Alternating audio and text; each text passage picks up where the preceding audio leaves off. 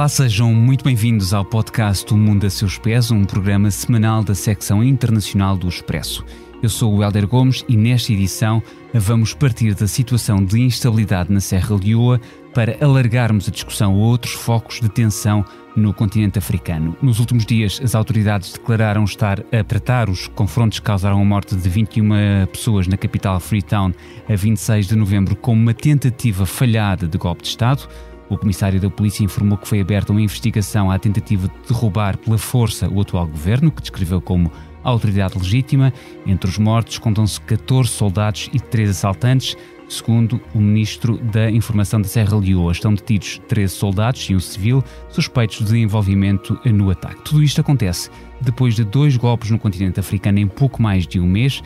Primeiro no Níger, a 26 de julho, depois no Gabão, a 30 de agosto. Nos últimos 3 anos, houve golpes no Mali, Guiné-Conakry, Sudão e Burkina Faso. Estamos a gravar esta edição do Mundo a Seus Pés na tarde de 30 de novembro e para nos falar deste quadro de instabilidade em vários países africanos é a nossa convidada Alexandra Magnólia Dias, professora na Faculdade de Ciências Sociais e Humanas da Universidade Nova de Lisboa e investigadora do IPRI, Instituto Português de Relações Internacionais. A edição técnica deste episódio é da Salomé Rita. Este podcast Expresso é só um de muitos que pode ouvir no site do Expresso ou na sua plataforma preferida. Histórias inspiradoras, os debates que importam, entrevistas exclusivas. Da cultura à política, da economia ao humor. Ouça onde e quando quiser. Fica a par das últimas novidades em expresso.pt/podcasts e nas nossas redes sociais. Expresso. Liberdade para pensar. Alexandra Magnólia Dias, muito obrigado por ter aceitado este convite para estar presente no Mundo a Seus Pés. A Comunidade Económica dos Estados da África Ocidental, a CEDEAO, já se disponibilizou para enviar elementos, se necessário, para a Serra Leoa. De resto, a presidência do país publicou imagens do chefe de Estado, Julius Maada Bio, que é presidente desde 2018, a receber uma delegação da CEDEAO e da Nigéria, país que detém atualmente a presidência da comunidade. Sem especificar a que elementos se referia, o presidente da comissão da CEDEAO declarou que a comunidade está pronta e empenhada em apoiar o povo da Serra Leoa nos seus esforços para reforçar a segurança nacional por todos os meios, incluindo o envio de elementos regionais, se necessário. Bem-vinda, mais uma vez. Que elementos, Alexandra, poderão ser esses? Muito obrigada por este convite para estar aqui hoje a tentar refletir consigo em torno de todos os desafios de segurança que temos estado a ver desenrolar desde 2020 a esta parte e que culmina então agora desde a recém-eleição do novo presidente da Nigéria, que assume as funções de presidência da CEDEAO em julho de 2023, e Bola Tinubu, quando chega à presidência da CEDEAO, e um pouco para contrariar esta impunidade face ao regresso dos golpes de Estado como forma de tomada de poder, promete que vai então levar a cabo um conjunto de medidas que venham a ter efeitos de repelir as mudanças inconstitucionais de governo. Neste caso, a situação é complexa. Recordo também que em outros golpes de Estado anteriores houve uma forte resistência aos ímpetos intervencionistas da CEDEAO. O percurso da CEDEAO enquanto Comunidade Económica Regional na prevenção e resolução dos conflitos em África, podemos dizer que se pautou por sucessos e falhanços, e normalmente as intervenções da CEDEAO e o seu poder de mediação, de intervenção na resolução dos conflitos acaba por ficar refém dos Estados que estão mais empenhados e que, por vezes, projetam os seus interesses nacionais através da organização internacional. Logo, as tentativas de intervenção serão sempre repudiadas, a restauração da ordem continua a ser a prioridade e a questão da Serra Leoa é muito preocupante, como é também a questão do Gabão, em que assistimos à deposição do presidente eleito Ali Bongo Ondimba, também pelos militares, e agora a questão que tem estado mais no centro, digamos assim, da agenda da segurança global, foi justamente o golpe de Estado no Níger, que levou à tomada do poder pelos militares, e temos ainda sob custódia, preso, o presidente que tinha sido eleito, Bazoum, que está muito próximo, digamos assim, quer de França, dos Estados Unidos e também dos líderes regionais. Então temos aqui uma situação muito complexa e temos que entender qualquer ímpeto intervencionista e de restauração da ordem e da legitimidade dentro de um contexto que está a caracterizar um regresso ou uma tendência para a ressurgência da captura do poder pela via militar desde 2020. Exatamente. Voltando aqui à Serra Leoa, antes de nos focarmos nesse ressurgimento e também nestes dois golpes no espaço de um mês, primeiro no Níger, depois no Gabão, o Conselheiro de Segurança Nacional nigeriano fez saber, e cito, a CEDEAO e a Nigéria não aceitarão qualquer interferência na democracia, na paz, na segurança e na estabilidade da Serra Leoa. Fim de citação. Poderemos estar aqui a falar de uma ação musculada, de boots on the ground, de tropas, botas no terreno, ou isso já é...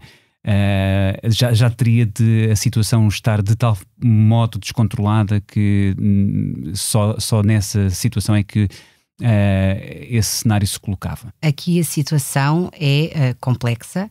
Temos, para além da CEDEAO, também o representante especial do Secretário-Geral das Nações Unidas para a região, e que é também o representante das Nações Unidas para a região da África Ocidental e da África Central, o antigo Ministro dos Negócios Estrangeiros moçambicano, Leonardo Simão, e temos aqui um conjunto de intervenções que devem ser esgotadas, é aqui que eu quero chegar, até recorrermos à criação, ao empenhamento de uma força de interposição para a paz, que pode ter efeitos contrários àqueles que são os desejáveis.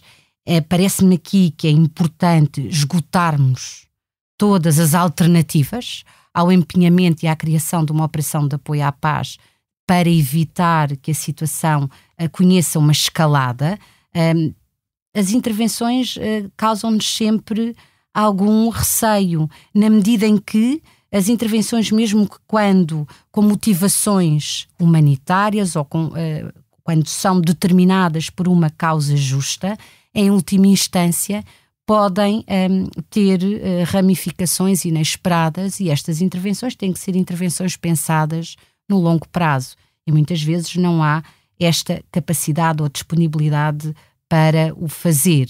E temos um contexto de deterioração da confiança por parte do eleitorado nas instituições que representam a democracia em vários estados, na África Ocidental, na África Central. Mencionou também o caso do Sudão, no Corno da África, e o que nós vimos aqui também, aqui o caso da Serra Leoa é diferente, porque não há uma exploração por parte dos líderes de um sentimento anti-antigo coloniador, anti-antiga potência colonizadora. O caso francês, em muitos dos estados que temos vindo a acompanhar ao longo da reincidência de golpes de Estado. Sim, mais recentemente com o Níger à cabeça, precisamente essa influência francesa de antiga potência colonial. Exatamente, e que tem então que retirar as últimas forças, as Forças Armadas Francesas. Temos um número de 1.500 Forças Armadas, elementos das Forças Armadas Francesas, que têm o prazo de 31 de dezembro de 2023 para retirar do Níger. E é muito preocupante. Aqui no caso da Serra Leoa, a ligação é com o Reino Unido. A questão também está a ser seguida por este aliado, digamos assim, e há aqui uma enorme preocupação. No presente é importante esgotar todas as outras formas. esta é uma tese que eu estou a avançar, não quer dizer que seja a opção mais consensual, não quer dizer que também reflita aquela que foi a orientação do presidente recém-eleito, que está a dirigir a CEDEAO, o presidente nigeriano, desde que chegou ao poder, que quer garantir que a CEDEAO tem um papel de reforço da punição de tomadas de poder pela via da força e que revela este deteriorar das relações entre civis e militares e a não subordinação dos militares ao poder dos civis. Muito bem. Importa fazer aqui dar aqui algum contexto a quem nos ouve, para quem não acompanhou, mas a verdade é que Freetown, a capital da Serra Leoa, viveu várias horas de confrontos armados entre as forças de segurança e assaltantes desconhecidos. A prisão central e outros estabelecimentos prisionais foram invadidos, dezenas de reclusos terão fugido, mas de acordo com o Ministro da Informação da Serra Leoa, mais de 100 dos reclusos regressaram às prisões devido a uma busca aos suspeitos em fuga. Portanto, houve aqui uma intervenção rápida de repressão deste golpe, que tem sido descrito como um golpe falhado, e a tentativa de reposição da normalidade possível. Temos também a informação de que entre 32 homens e 2 mulheres classificados como fugitivos estão soldados no ativo e reformados, portanto na reserva, agentes da polícia e civis, portanto é uma composição bastante heterogénea, e um comunicado da polícia promete uma bela recompensa a quem fornecer informações que levem à captura destas mais de 30 pessoas. Depois há também a dimensão política. A situação política na Serra Leoa tem-se mantido tensa desde junho, portanto não é exatamente de agora, a altura em que o presidente Biyo foi reeleito. Os observadores internacionais condenaram incoerências e uma falta de transparência na contagem dos votos, bem como atos de violência e de intimidação à época da realização destas eleições. E logo em agosto, alguns soldados foram até presos e acusados de planearem um golpe contra o presidente. Portanto, houve aqui uma predisposição sociopolítica, se quiser, para que isto ocorresse. O que eu lhe pergunto é se nestas situações em que de então para cá houve 2 golpes no espaço de um mês, não importa lembrar Níger e Gabão, se há algum efeito de contágio, se estas tentativas de derrube do poder acabam por ter um efeito de alastramento a países vizinhos. Pode ter estes 2 acontecimentos no Níger primeiro e depois no Gabão podem também ter deixado um lastro que ajudou porque as eleições foram já há alguns meses e só agora é que tivemos este levantamento, esta tentativa de derrube do presidente reeleito. Toca num aspecto fundamental, que é o efeito de contágio, mas é importante também salientar que cada golpe de Estado vai refletir uma relação específica entre o Estado e a sociedade. O que há de comum? Há de comum, esta região é uma região que é caracterizada por uma enorme, ou que foi caracterizada por uma enorme incidência de golpes de Estado. Por outro lado, temos aqui um elemento que é comum, que é a erosão de confiança nas instituições que representam a democracia. As transições democráticas, e conhecemos aqui um retrocesso face à última vaga de democratização, acabaram por se basear essencialmente em 2 aspectos: realização de eleições e uma competição política de fachada em muitos dos casos. Logo, num contexto de agravar das condições socioeconómicas, em sociedades marcadas pelo legado de conflito. Repare, Serra Leoa traz-nos à memória as piores imagens e recordações dos conflitos civis, com regionalização, com efeito para os Estados, interligados com os Estados nas diferentes regiões.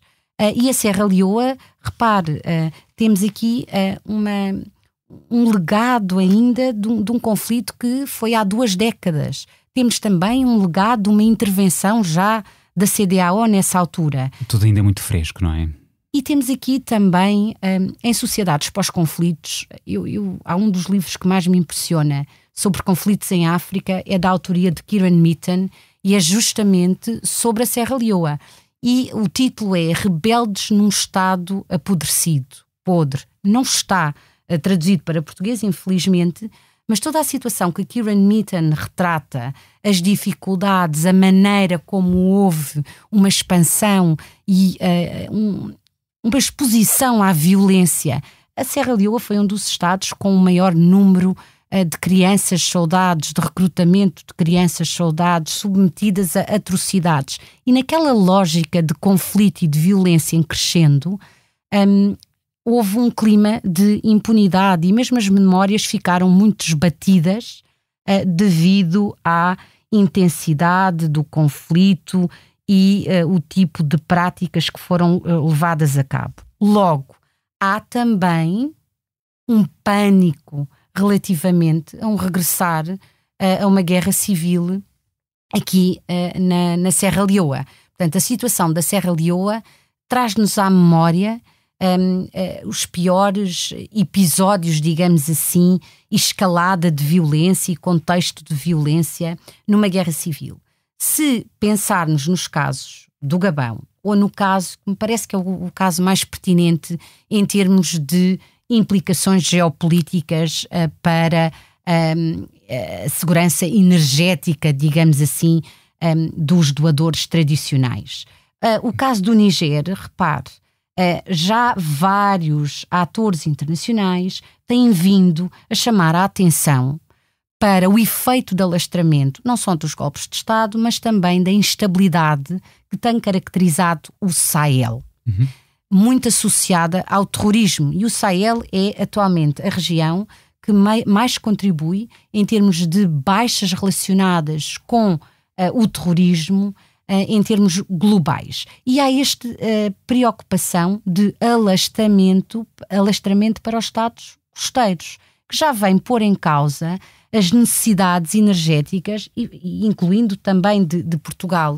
Se houver um alastramento da insegurança na região, um alastramento do recurso aos golpes de Estado como forma de tomada de poder, e finalmente há aqui não só que ter em conta o nível local e nacional de cada um dos conflitos, também as questões da inserção regional e uma rivalidade entre grandes potências que tem ramificações também para diversas regiões do sistema internacional e que é particularmente visível na região do Sahel.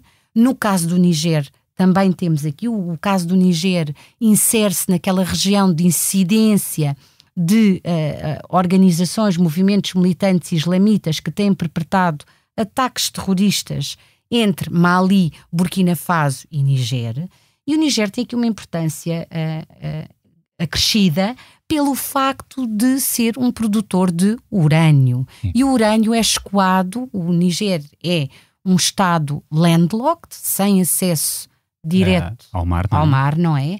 E aqui o alastramento para os estados costeiros, o urânio chega então aos mercados internacionais pela via do Benin, dos portos do Benin. No entanto, havia aqui presença, não é, de companhias multinacionais francesas, mas também chinesas, e há elementos dos associados. Eu ia-lhe chamar a Wagner, Companhia Militar de Segurança Privada, mas são os mercenários da Wagner. Sim, mas temos sempre a Rússia e a China de alguma forma envolvidas nestas operações, nestas situações de instabilidade. Já agora, uma nota para quem não terá presente.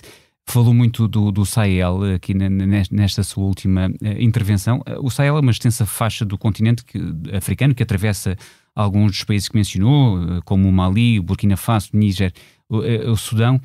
Depois há aqui, saltando do Níger para o Gabão, foi curioso, porque na altura em que acontece este golpe de Estado no Gabão, Eu falei com alguns especialistas para compor um texto para o online do Expresso, e mais do que um golpe de Estado, isto por causa da nomenclatura e da importância das palavras, e que, como académica, saberá que é muito importante, e as palavras têm um peso e têm um significado, mas mais do que um golpe de Estado, o que se passou no Gabão foi um golpe palaciano. E isto foi uma análise em que dois analistas com quem eu falei convergiram, porque não houve uma verdadeira mudança de poder e boa parte da elite política mantém-se em jogo no Gabão. É o caso do líder de transição, o Brice Oligui Nguema, primo do presidente deposto e destacado membro do regime. Portanto,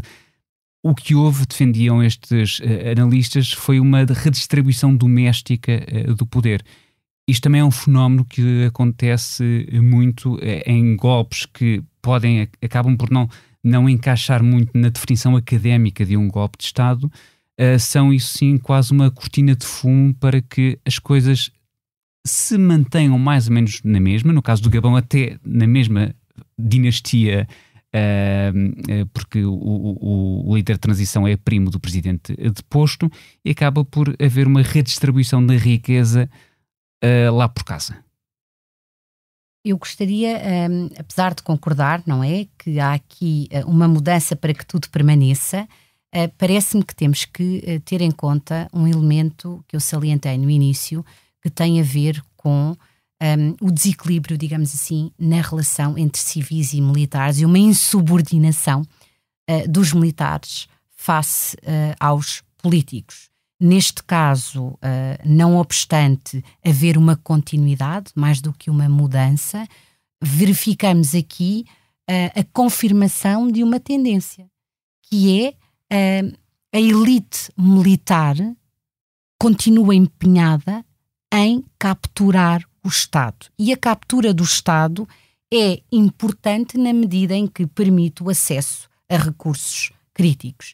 Neste sentido, acaba por não escapar à tendência para mudanças não constitucionais de poder, em que os militares se sobrepõem, digamos assim, à hierarquia, que é normal na relação entre civis e militares, e verificamos aqui um deteriorar da separação de poderes, das instituições que representariam efetivamente, de forma legítima, os cidadãos. Neste sentido, o que é muito preocupante? Um dos principais ganhos da transição da antiga Organização da Unidade Africana para a União Africana foi justamente a emergência de um consenso em torno da norma de tolerância zero face às mudanças inconstitucionais de poder pela via do golpe de Estado. Para nós que estudamos a África e que temos vindo a acompanhar a África desde as independências, a incidência de golpes de Estado era a norma mais do que a exceção.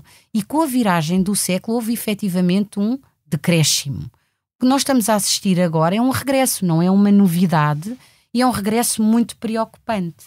E é um regresso em que o tipo de resposta, as sanções por parte da comunidade económica da CEDEAO, portanto aqui ao nível das comunidades económicas regionais, é assim que há uma distribuição, digamos assim, de poder, de influência, em termos de respostas face a estas situações, em termos das relações internacionais africanas. Tem havido um sancionar por parte da CEDEAO. Em termos do Niger, houve ali alguns ímpetos mais intervencionistas que foram travados de imediato pelos líderes militares do Mali, do Burkina Faso e os novos líderes do Niger, e foi justamente logo a seguir ao golpe de Estado no Niger, declaram que qualquer intervenção no Niger seria tida como uma declaração de guerra contra o Mali ou contra o Burkina Faso, e celebram depois em setembro um pacto, a Aliança dos Estados do Sahel, em que a agressão contra será tida como uma agressão contra qualquer um dos aliados. Quase um bocadinho à semelhança do artigo 5º da NATO, não é?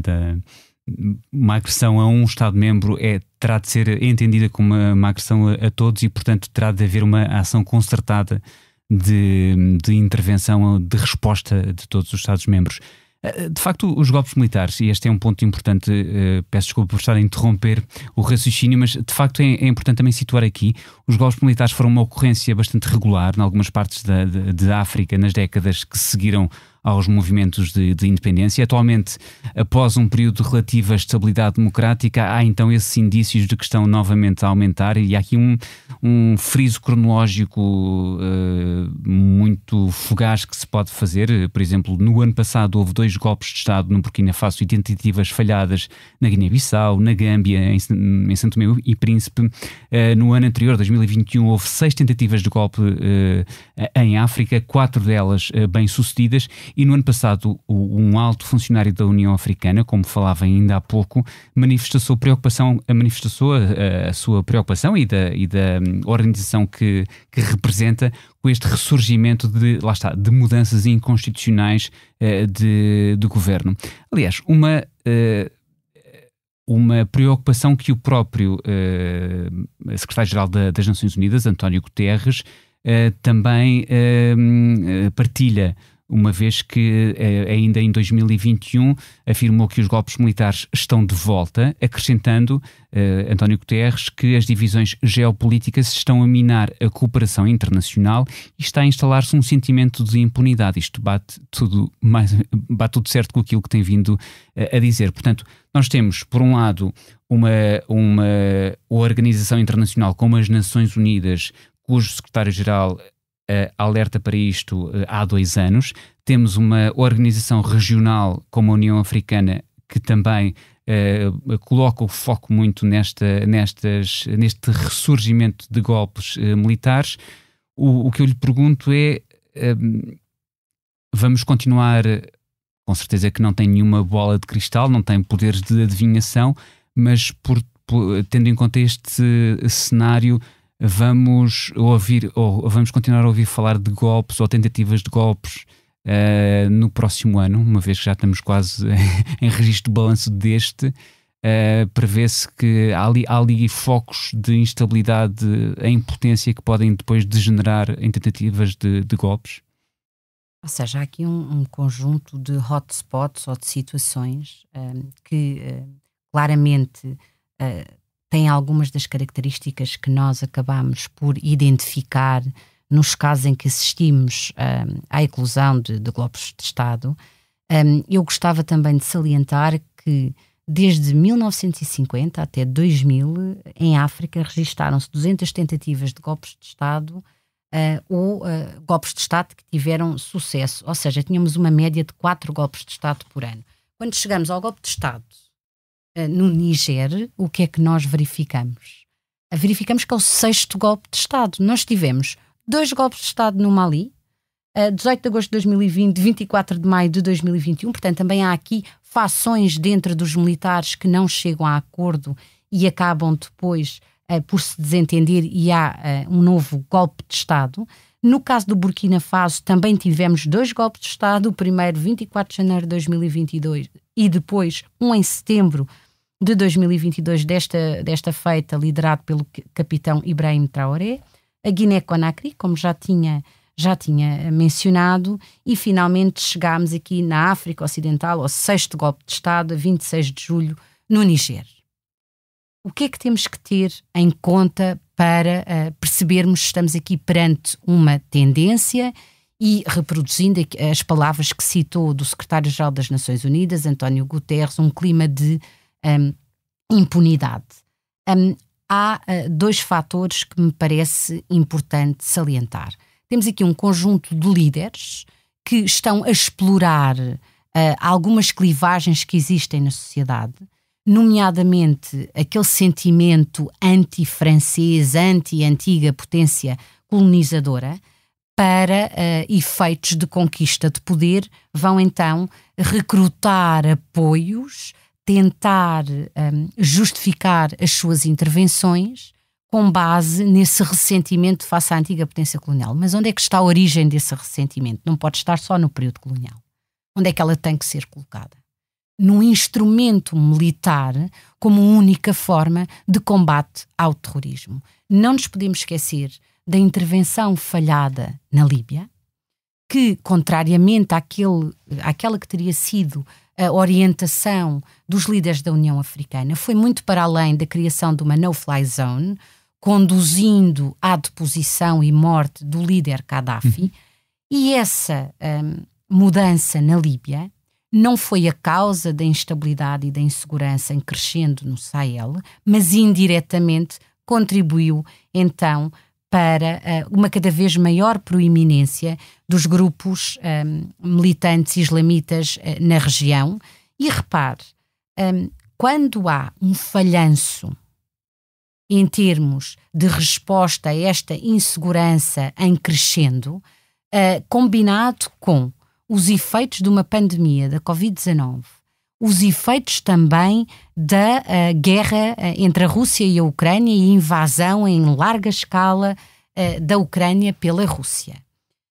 Já não mencionando o conflito atual entre Israel e Hamas, nós não temos uma terceira guerra mundial, mas temos, e vou aqui utilizar o título de um artigo muito interessante de Paulo Post, temos um mundo em guerra. E nesta região em que há uma forte instabilidade, em que a insegurança está em crescendo, com perigo de ramificações para os Estados costeiros, as respostas têm que ser repensadas. A resposta militar unicamente não vai contribuir para mitigar, digamos assim, esta tendência que está em crescendo e que está para continuar, mesmo havendo intervenções mais robustas, com empenhamento de forças e de efetivos enquadrados em operações de apoio à paz, as causas estruturais continuam. Não, essas causas estruturais eu queria aqui chamar à conversa um estudo realizado, que certamente conhecerá, realizado por dois investigadores americanos, o Jonathan Powell e o Clayton Tyne, que este estudo identificou essas mais de 200 de tentativas de sublevações, de golpes em África desde a década de 50, sendo que cerca de metade destas tentativas foram bem-sucedidas.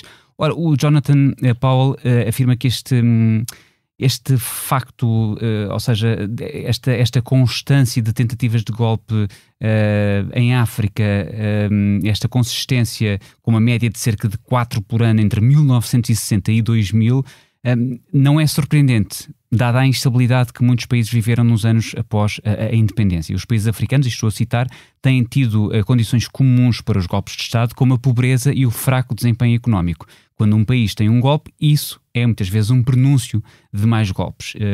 E fim de citação de Jonathan Powell.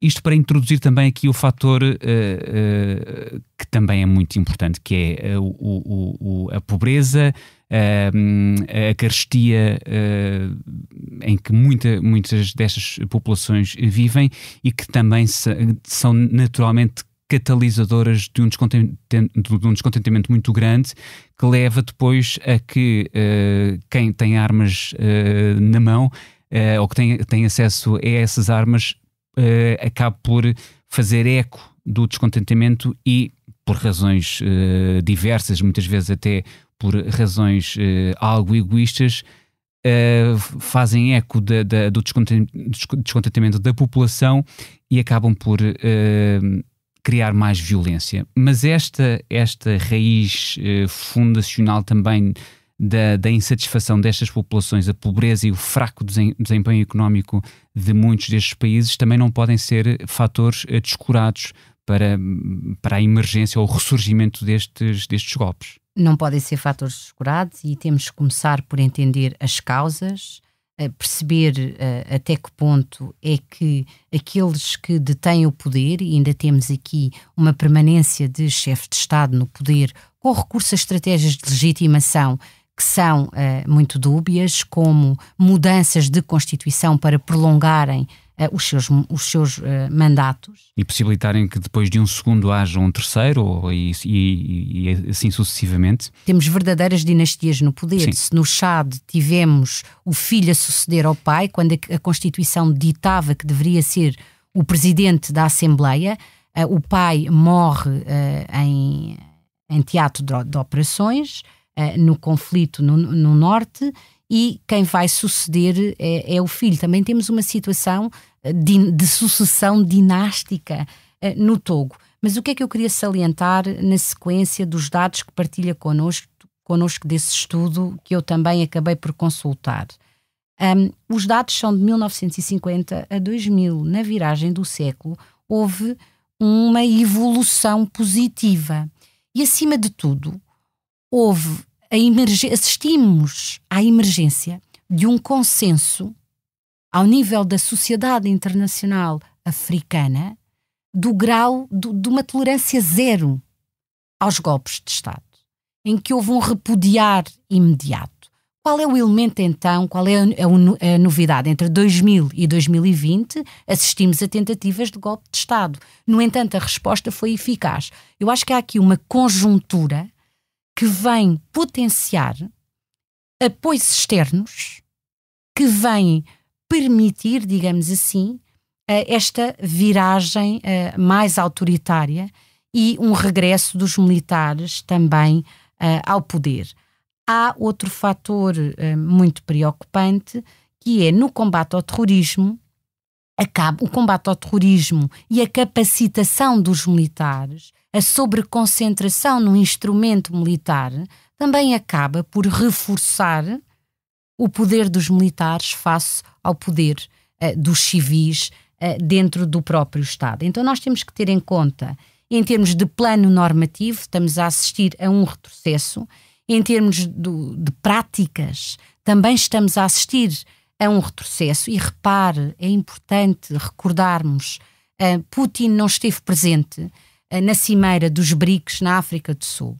Mas em julho houve uma cimeira em São Petersburgo e os recém-líderes de muitos destes Estados estiveram presentes em São Petersburgo. Logo, a possibilidade que é oferecida a estes líderes ilegítimos, militares, que não têm legitimidade sagrada na realização de eleições, de beneficiarem de apoios das potências emergentes, e neste caso a Rússia é um Estado com uma forte influência em África, que tem um legado de legitimidade pelo apoio que a antiga União Soviética ofereceu aos movimentos de independência, exatamente.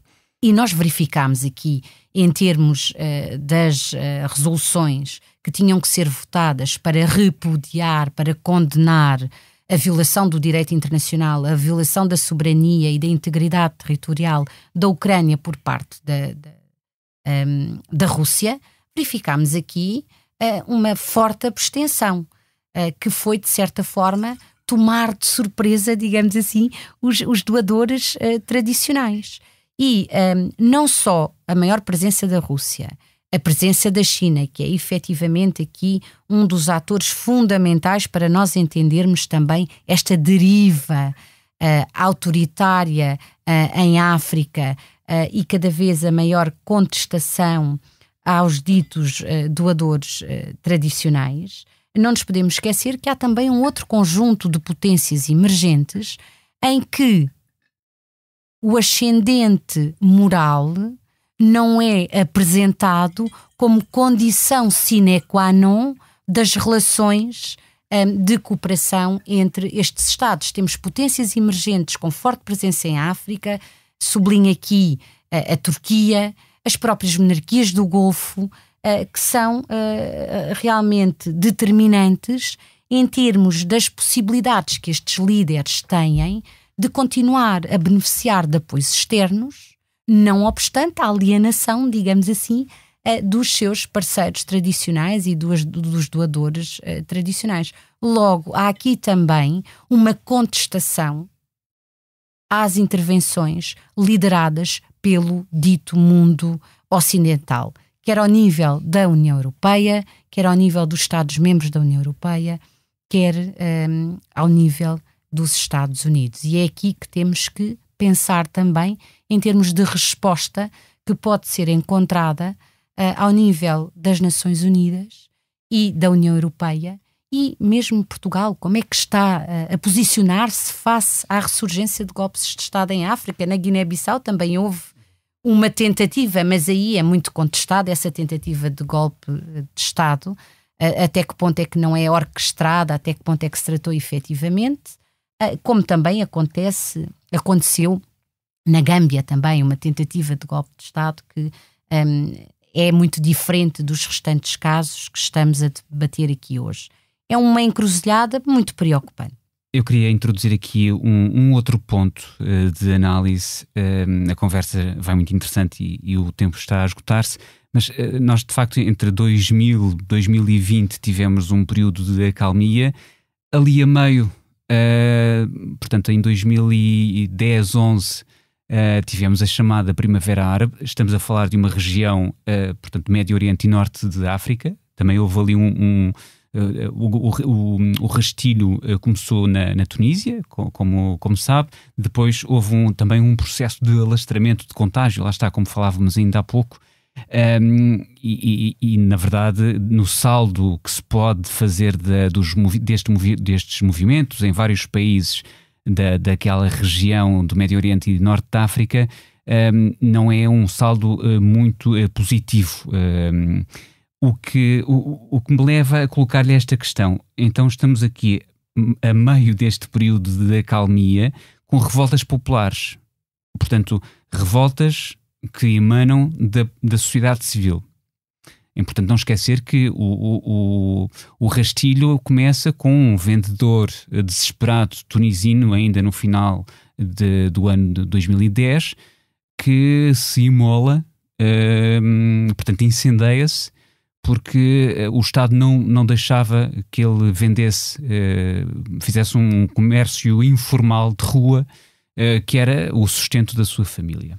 Portanto, as revoltas populares contra ditadores de longa data, como o caso de Ben Ali na Tunísia, proporcionaram também, abriram aqui uma brecha, uma oportunidade para o regresso dos golpes de Estado em África? Eu penso que todos acabámos desiludidos com a promessa das ditas primaveras árabes, com a capacidade de mobilização através das redes sociais, com os protestos de rua que nós conhecemos desde a Tunísia ao Egito e mais recentemente, e temos agora o Sudão envolvido numa guerra civil, e o movimento social que se gerou em Khartoum e que levaria à deposição de Omar al-Bashir, acabou por ser capturado pelos militares. Os militares acabaram por fazer parte do tal governo de transição, mas a uma dada altura assistimos o 24 de outubro de 2021 a um golpe de Estado em que os militares vão tomar as rédeas do poder e mais recentemente, devido a desentendimentos entre o chefe de Estado-Maior das Forças Armadas, o general Al-Burhan, e aquele que era o líder da Força de Apoio Rápida, mais conhecido por Hemeti, assistimos à eclosão de uma guerra civil com efeitos devastadores para os civis, e temos aqui um reacender das piores memórias do genocídio em Darfur de 2003 a 2005. O que é que nós verificamos? Verificamos que nos contextos em que não houve uma capacidade de organização por parte da sociedade civil, os militares acabariam por voltar a controlar a situação. Tal foi o caso no Egito. Que daí possamos estar a assistir a uma brecha para o regresso dos militares, não me parece que seja a explicação mais lógica. Acho que há aqui uma confluência de fatores. Há um aumento da conflitualidade em termos da sociedade internacional. Não estamos numa terceira guerra mundial, mas estamos num mundo em guerra, e o recurso à força como forma de chegada ao poder não tem um custo tão elevado como num contexto de transição para a democracia, num contexto em que os próprios cidadãos seriam os primeiros a resistirem a essa forma de chegada ao poder. estes militares que estão a recorrer à força para chegar ao poder estão a fazê-lo ao arrepio da incapacidade dos líderes eleitos de darem resposta aos direitos socioeconómicos, direitos civis que não tenham correspondência em termos da melhoria das condições de vida. E aqui, quando falamos em melhoria de condições de vida, estamos a falar na capacidade de garantir uma vida com o mínimo de dignidade. É muito distinta a situação e o nosso ponto de partida. Também temos que recordar que muitas destas sociedades são sociedades que estão a sofrer de forma mais direta os impactos das alterações climáticas. Não é uma causa. É sempre muito importante lembrar esse ponto, sim. Não é uma causa direta dos conflitos, mas a confluência de uma pluralidade de crises, usa-se muito o termo policrise, mas temos aqui um deteriorar da segurança humana. Se nós tivermos uma abordagem holística à segurança nas suas várias dimensões, há aqui efetivamente um falhanço em termos de governação, um enfraquecimento do Estado, da legitimidade dos seus representantes. E apesar dos estudos levados a cabo pelo barómetro africano Afrobarometer e também pela Freedom House, a maioria dos cidadãos ainda ser favorável ao regime democrático como forma de governo, há cada vez mais uma perda de confiança e uma aceitação de uma mão mais pesada e autoritária. É importante, ainda estamos no final de 2023, quando isto for para o ar já estaremos em dezembro, o último mês do ano, e esse dado das alterações climáticas e o facto destes países não serem os grandes poluidores do mundo, muito longe disso, são os países que efetivamente acabam por ter as consequências disso.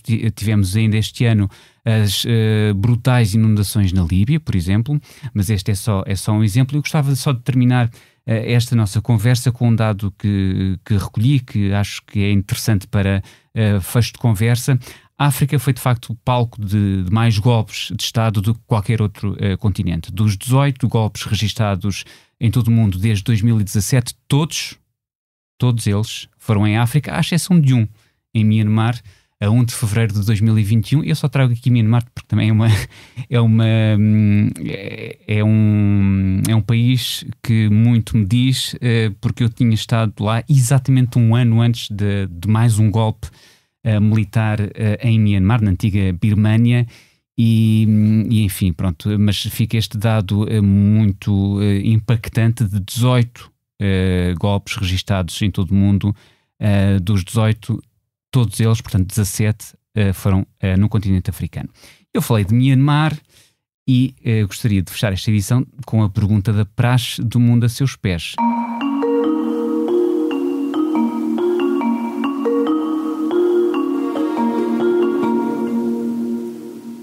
Gostaria de voltar a Myanmar, porque já lá vão alguns anos que não põem lá os pés, mas se neste momento pudesse viajar para qualquer parte do mundo, para onde é que iria? E porquê? Eu sou tão previsível, não me faça essa pergunta. Digo sempre que quero ir à Etiópia. Quero ir à Etiópia, era para onde eu iria. Porquê? A Etiópia também tem conhecido uma incidência de conflitualidade. A região do Corno da África é uma região onde nós verificamos efeitos também fortes relacionados com as alterações climáticas. Tanto o Sahel como o Corno da África têm sido teatros de secas cíclicas. No entanto, têm-se vindo a intensificar e nós temos que ter em conta aqui os efeitos de contágio ao nível regional dos vários conflitos em curso. Temos o Sudão, temos a Somália e dentro da própria Etiópia também temos vários conflitos, não obstante a celebração de um acordo de paz entre os representantes do Estado da Etiópia e de uma das regiões na fronteira com a Eritreia, do Tigray, em Pretória. No entanto, há conflitos na região do Oromo, há conflitos na região de Amara e a Etiópia é um Estado de 110 milhões. Havendo aqui uma propagação da violência e não sendo encontrada uma resposta a estes vários focos de conflito, é uma situação de veras preocupante e o que mais me preocupa é também a sede da organização continental da União Africana. Logo, parece-me que era o meu destino de eleição, mas não certamente para as regiões onde estão a decorrer os conflitos. Muito bem, de viagem pelo menos mental marcada para a Etiópia. Resta-me agradecer a Alexandra Magnólia Dias, professora na Faculdade de Ciências Sociais e Humanas da Universidade Nova de Lisboa e investigadora do IPRI. Obrigado também à Salomé Rita e ao João Martins pelos cuidados técnicos e obrigado a si que nos escuta todas as semanas. Na próxima segunda-feira haverá um outro episódio do Mundo a Seus Pés com outros protagonistas e assuntos. Até lá.